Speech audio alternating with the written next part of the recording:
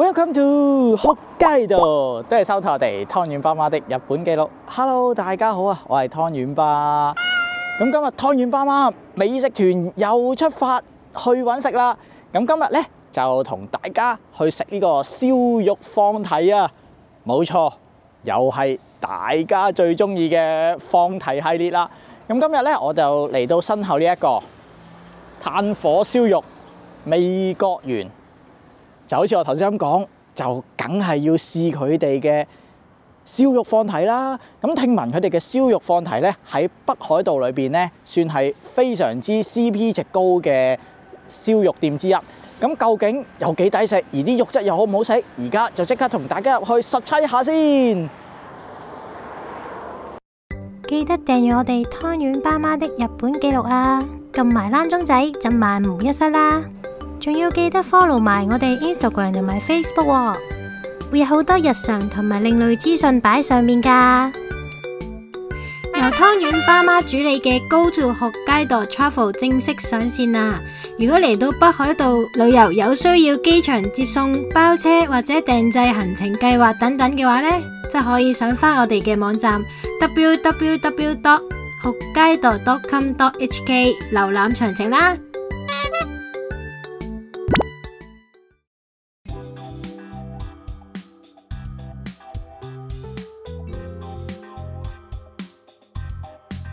好，咁我哋今日入到嚟咧，就係食呢個放題燒肉，冇錯。咁佢呢個放題燒肉咧，就4000yen起，已經包埋個 drink bar 飲果汁汽水噶啦。咁如果大家想飲酒咧，就俾咗1000 yen、5000 yen。咁小學生咧就2500 yen，幾抵下。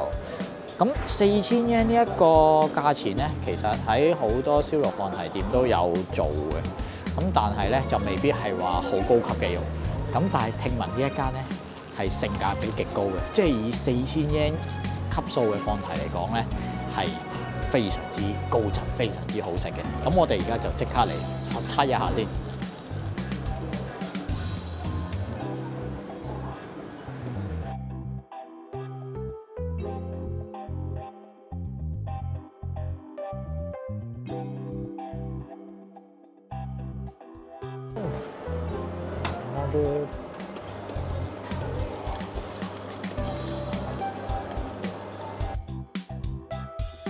咁一如好多食放題嘅餐廳一樣啦，都係會有頭盤肉嘅。咁頭盤肉就係呢個牛肋肉，同埋呢個牛腸，同埋嗰啲沙律菜嘅。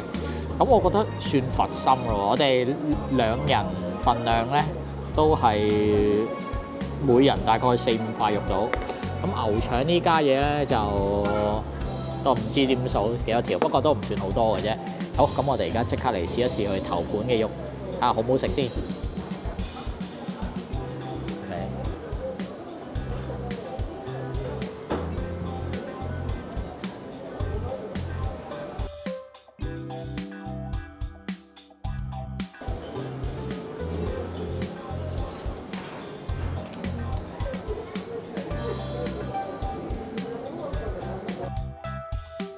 好，試一試先。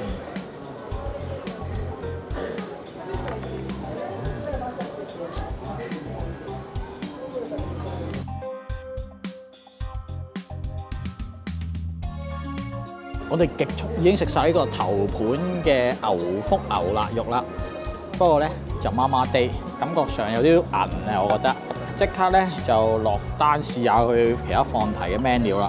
咁呢度咧佢又係用平板嚟落單嘅，咁啊非常之方便啦。咁啊呢個奢侈 course 啊，咁啊其實得一個 course 嘅啫。咁啊梗係試咗啲牛肉先啦。其實呢度咧啲款又唔係好多嘅啫。我哋頭先咧頭盤就係呢一個牛腹牛肋肉。好，咁啊，梗係試下呢個熟成牛卡路比啦，同埋呢個 loss。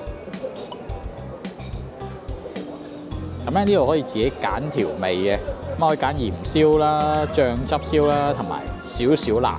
咁或者係唔幫你醃。咁我哋試下個鹽燒先。Lost 都一樣啦。好，落order先。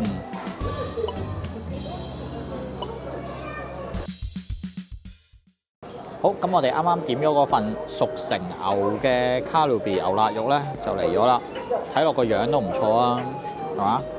咁同埋咧，落單到去上菜嘅時間就大概3分鐘，咁啊唔需要等好耐，全係合理嘅範圍啊！燒翻呢個牛肋肉先，哇！咦，好靚仔喎呢啲。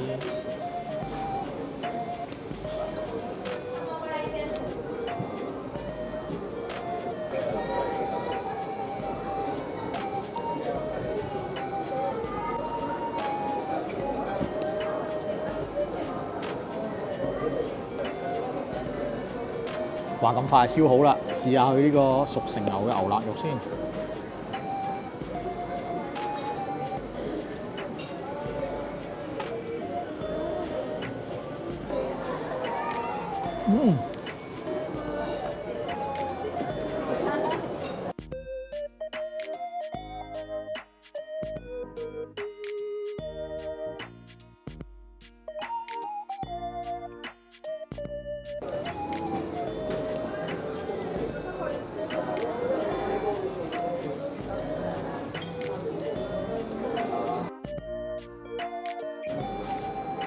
試完頭先熟成牛嘅牛肋肉，而家就到呢個 Lost 牛里肌啊！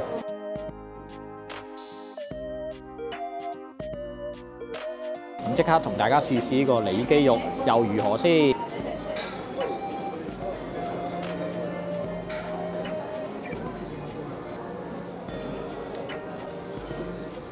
試試佢呢啲里肌肉先。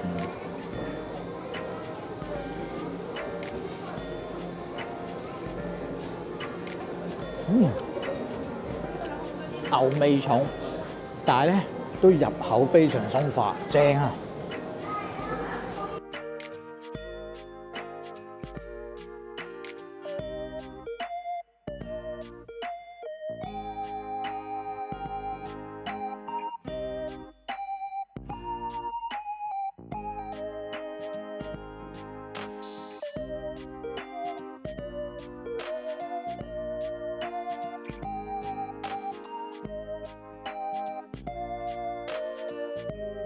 咁有一句嘢咧，我覺得幾值得提嘅就係呢一個，咁樣有個杯同埋碟嘅標誌咧，呢個叫 service 備品，咁即係簡單嚟講就係啲額外嘅 service 啦。咁佢有暖水咧，同埋茶可以叫喎，咁同埋咧可以叫佢拎 tissue 啊，或者紙圍裙啊、口罩啊。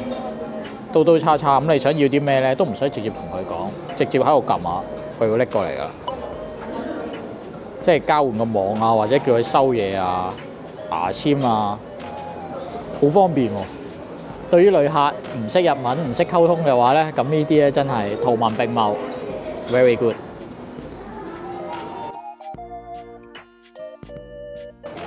燒完肉之後，最後就梗係要食翻個冷麵先啦。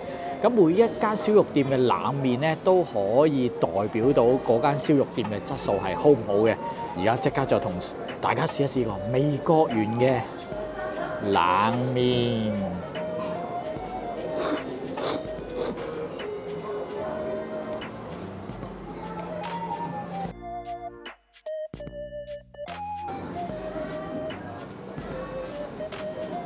最後啊，梗係試下佢哋啲甜品啦。呢個咧，我覺得係最特別就係呢個周魚燒。呢個周魚燒就咁食都 OK 嘅，但係咧亦都可以擺上去個炭爐上面燒一燒佢，哇！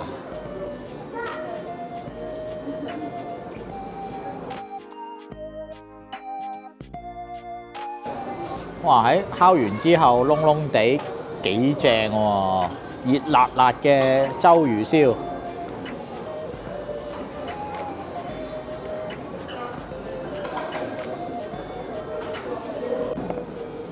咦，覺唔覺得湯圓吧今次試啲肉試得好少種類咧？因為咧我哋咧就食得唔係好多，所以我哋就揀咗啲咧最可以回到本，即係最高質、最貴嘅肉嚟食。咁卡路比啊，同埋即係牛肋肉啦，同埋牛脷脊咧，都係喺呢個放題 menu 裏邊最貴嘅肉嚟嘅。大家就可以主力去叫呢兩隻肉啦。大家咧覺得話放題 menu 裏邊啲嘢唔夠喎，想另外再單點咧都可以喎。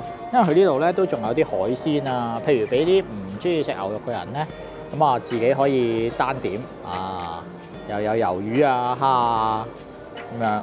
咁其實咧佢哋個單點 menu 咧嗰個種類咧都幾豐富下嘅。如果大家話唔想食放題喎，直接入嚟食單點都冇問題嘅。咁我覺得佢哋都幾抵食啦，同埋佢哋亦都有 lunch 嘅。lunch 供應，咁佢 lunch 咧個 set menu 亦都係非常之抵食嘅，肉嘅質素亦都係相對係幾高質。咁所以咧，大家如果話晏晝嚟到冇放題嘅話咧，咁食個呢個 set menu lunch menu 其實都唔錯㗎。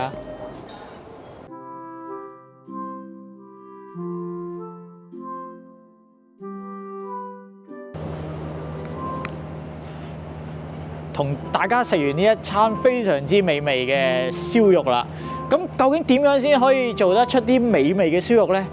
一字記之曰：心。